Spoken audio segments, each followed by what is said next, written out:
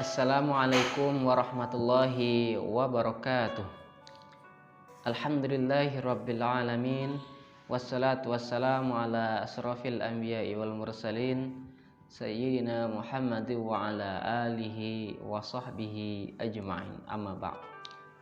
Bersyukur kita kepada Allah subhanahu wa ta'ala karena atas limpahan rahmat, hidayah dan inayah yang Allah berikan, kita masih dapat merasakan nikmatnya iman dan Islam, masih diberi kesehatan oleh Allah subhanahu wa ta'ala, sehingga kita dapat beraktivitas, beribadah sehari-hari dalam keadaan sehat walafiat. Salawat teriring salam semoga senantiasa tercurahkan kepada junjungan kita Nabi besar Muhammad sallallahu alaihi wasallam, kepada para keluarga, sahabat serta pengikutnya yang setia hingga akhir zaman. Amin ya rabbal alamin.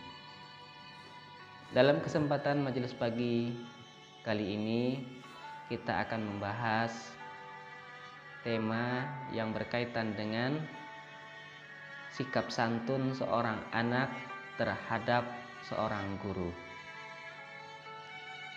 Rasulullah Shallallahu alaihi wasallam bersabda, "Laisa minna lam yajillu kabiruna warham saghirona." Yakni bukanlah golongan dari kami orang-orang yang tidak menghormati yang lebih tua dan menyayangi yang lebih muda.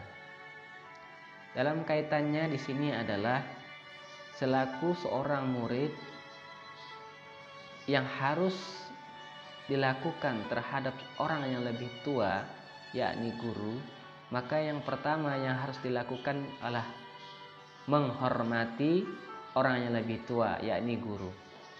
Sikap hormat yang dilakukan oleh seorang murid itu adalah hal yang wajib dilakukan oleh seorang murid. Kenapa?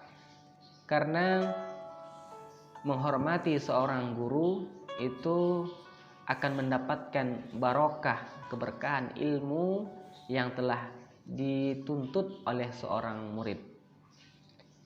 Karena apa? Mencari keridhaan seorang guru adalah dengan menghormati seorang guru, sehingga kita tidak merendahkan derajat ataupun kita tidak menghina seorang guru dengan kita menghormati seorang guru. Kemudian, sikap santun yang dilakukan oleh seorang murid selain menghormati seorang guru adalah kita merendahkan ucapan atau merendahkan perkataan terhadap seorang guru. Jangan pernah kita meninggikan suara kita, suara yang lebih tinggi dari seorang guru. Ketika guru menyampaikan sesuatu, maka kita harus mendengarkan dengan baik. Kemudian ketika kita hendak berbicara, jangan pernah kita berbicara lebih tinggi dari suara guru atau lebih tinggi sehingga suara kita itu sampai seolah-olah mau membentak seorang guru. Yang ketiga, sikap santun yang perlu kita praktekkan adalah ketika bertemu dengan seorang guru, maka bersalaman dengannya lalu cium tangannya. Kenapa? Dengan mencium tangan seorang guru, maka kita akan membuat senang hati seorang guru, sehingga dengan membuatnya senang, maka semua keridhaan yang ada sehingga kita mendapatkan barokah ilmu tersebut. Kemudian, bagaimana sikap santun kita yang lainnya, yakni mendahulukan seorang guru ketika dia sedang berjalan. Itu sikap santun yang mesti kita miliki. Ketika ada seorang guru lewat di depan kita, maka kita mempersilahkan guru melewat terlebih dahulu dan kita berada di belakangnya.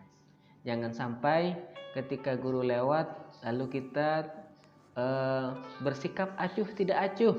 Kemudian kita pun bahkan mendahului seorang guru, tidak boleh. Maka sikap kita harus mendahulukan, guru lewat baru kita mengikuti dari belakang. Kemudian jaga sikap, jaga perbuatan ketika kita berhadapan dengan seorang guru. Sikap kita harus takzim. Kemudian ketika kita diperintah oleh guru, maka kita cukup mengucapkan sami'na wa ata'na. Apa yang diperintahkan oleh guru, kami dengar dan kami laksanakan.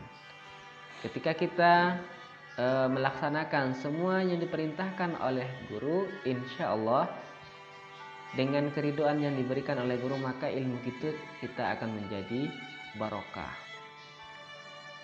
Yang terakhir, jangan pernah kita menebarkan fitnah terhadap seorang guru.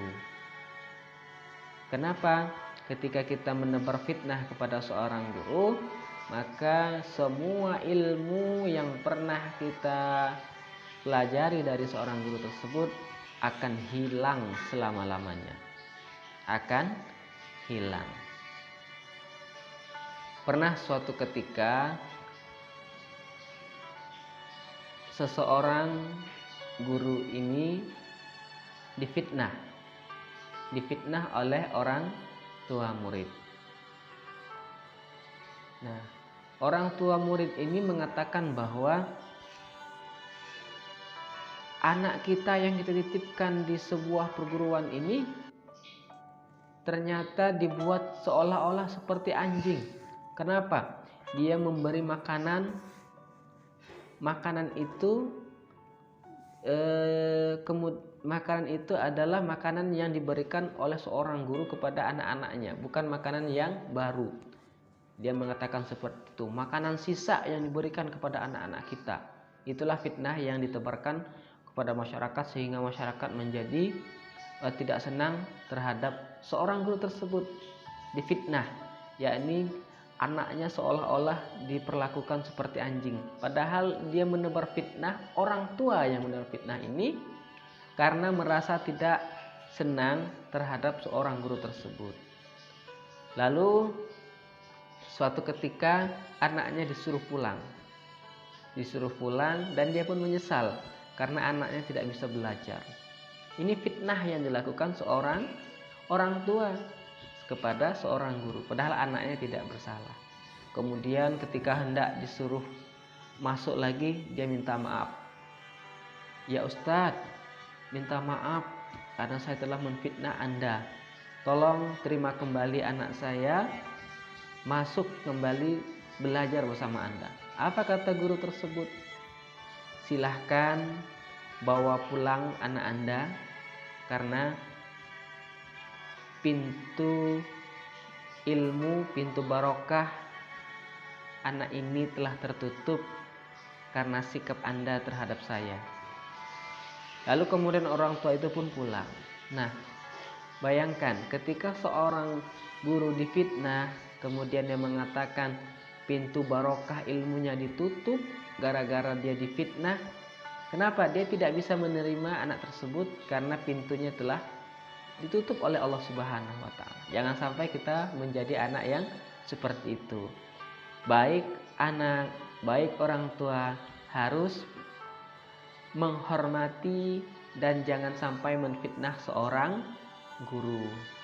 Oleh karena itu, jaga sikap kita. Kita harus menjaga sikap santun kita kepada seorang guru. Ketika kita bersikap santun, insya Allah guru akan menjadi senang. Dengan senangnya guru kepada kita, maka kita akan mendapatkan ridhonya guru.